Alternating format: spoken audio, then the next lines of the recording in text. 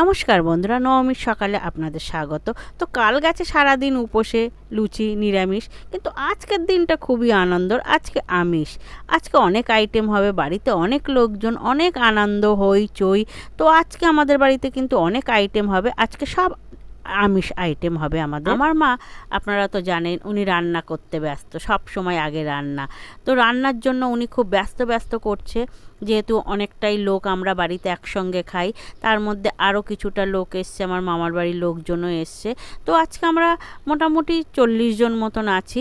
এবার তার মধ্যে আরও একটু বাড়তি অনুষ্ঠানও আছে। নবমীর দিনে আমাদের একটা জন্মদিন। তো এখানে অনেক রকম ভাজা হয়ে গেছে, পোস্ত দিয়ে আলু ভাজাও হয়ে গেছে, দুডেশকি মাছের মাথা দিয়ে ডাল হয়ে গেছে, টমেটোর চাটনি, জলপাইয়ের চাটনি হয়ে গেছে, মাছে নুন হলুদ মাখিয়ে নিয়ে মা মাছ ভাজা করতে বসে গেছে।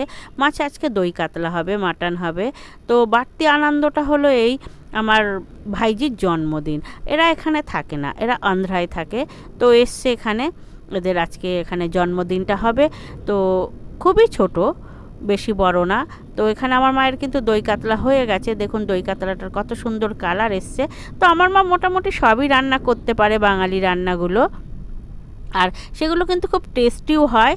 আমার মা যে রান্নাগুলো করে, আমার মায়ের রান্না কিন্তু আপনারা দেখেছেন উনি কেমন রান্না করে। তো আমার মায়ের রান্না কেমন হয় কমেন্টে কিন্তু অবশ্যই জানাবেন। আর এখানে মাটন হবে, মাটন ধুয়ে পরিষ্কার করে রাখা হয়ে গেছে। তো মাটন রান্নার জন্যে মা কড়াইতে পেঁয়াজ দিয়ে দিয়েছে, দিয়ে এটাকে হালকা ভেজে নিচ্ছে। আমার মা কিন্তু মাটনটা পুরোপুরি কড়াইতেই রান্না করে, কোনো কুকারে টুকারে দেয় না, পুরো রান্নাটাই করে। তো মাটন মশলা কষা হয়ে গেছে, ওর মধ্যে দিয়ে কষাচ্ছে। তো বন্ধুরা 8 কেজি মতন মাটন, কষ্ট হয় আমার মায়ের রান্না করতে, দেখুন কিভাবে খুন্তি দিয়ে নাড়ছে। কিন্তু কি করবে, আমার মায়ের রান্নাটাই যে এতটাই সুন্দর হয়, আমার মায়ের হাতের রান্না ছাড়া আর কারুর হাতের রান্না খেতে চায় না। তো মাকেই রান্না করতে হয়। আমার মা কিন্তু এইভাবে ঢেকে ঢেকে 1-1.5 ঘন্টা ধরে মাটনটা কড়াইতেই রান্না করবে। একটু করে ঢাকনা খুলবে, একটু নাড়বে, একটু জল দেবে সামান্য, দিয়ে আবার ঢাকা দিয়ে রেখে দেবে একদম লো ফ্লেমে। তো এইভাবেই মাটনটা রান্না করছে আমার মা। খুবই কষ্ট হয় রান্না করতে, কিন্তু আমার মাকে কেউ ছাড়বে না। তো এদিকে মা রান্না করছে, আর অন্যদিকে আমরা ঘরবাড়ি বেলুন দিয়ে সাজিয়েছি, আজকে জন্মদিন হবে। তো বেলুন দিয়ে মোটামুটি সাজানো হয়ে গেছে। অনুষ্ঠানটা খুব একটা বড় হচ্ছে না, ছোট করেই করা হচ্ছে, যেহেতু একে নবমী, বাচ্চা কাচ্চা সবাই পুজো নিয়ে ব্যস্ত। জন্মদিনটাকে বড় করে করা হচ্ছে। এখানে সবাই আমরা 15-20 জন, তার সঙ্গে আরও বেশি লোকজন এসছে।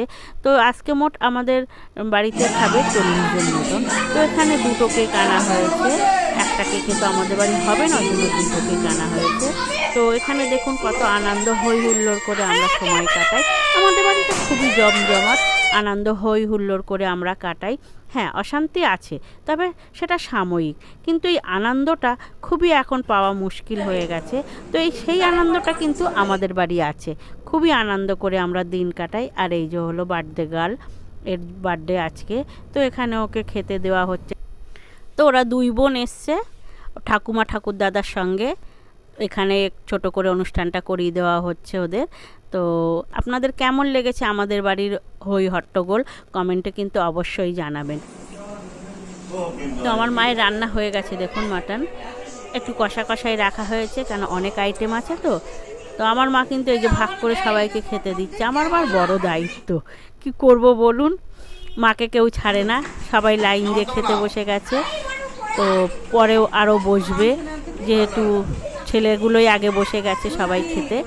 তো আমাদের বাড়ির সবাই একসঙ্গে খেতে বসি, খাওয়াটা কিন্তু একসঙ্গে, সারাদিন যেখানেই আমরা যাই করি না কেন, খাওয়া দাওয়াটা একসঙ্গে করবো। আর আজকে বসেছে আমাদের বাড়ির বউরা শেষে, দেখুন ওদের গল্পটা শুধু দেখুন, খেতে বসে কত গল্প, সারাদিন তো সময় পায় না, খেতে বসে এই গল্পটা হয় ওদের। তো সবাই খেতে বসেছে, আমি আগে খেয়ে নিয়েছি, কেননা আমি ভিডিও করব ওই জন্য। আর বিকেলে ওয়েদারটা আজকে খুবই ভালো ছিল, নবমীর দিন। আমার মামার বাড়ির লোকজন, আমার মামি, আমার ভাই, আমার বোন, আমার ভাইয়ের বউ, এরা সবাই এসছে, আরও বাকি সব ঘরে ঘুমাচ্ছে। তো আমাদের সব দুপুর, মানে দুপুর না, এখন 4:30-5টা বাজে, সবাই বসে গল্প করা হচ্ছে। ওয়েদারটা খুবই সুন্দর। তো আমার মা, কাকিমা, ভাই বউরা, ভাইরা, ভাইপোরা সবাই বসে গল্প করছে। তো বন্ধুরা, আমার ভিডিওটা আপনাদের কেমন লাগে কমেন্টে অবশ্যই জানাবেন। জানি আমার ভিডিওটা আপনাদের ভালো লাগে। আগের বারের ভিডিওয়ে আপনারা অনেক ভালোবাসা দিয়েছেন আমাকে, তো সেই জন্য আমি এবারের পুজোর ভিডিওগুলো আপনাদেরকে আমি শেয়ার করলাম। কমেন্টে জানাবেন কেমন লাগলো আমার ভিডিও।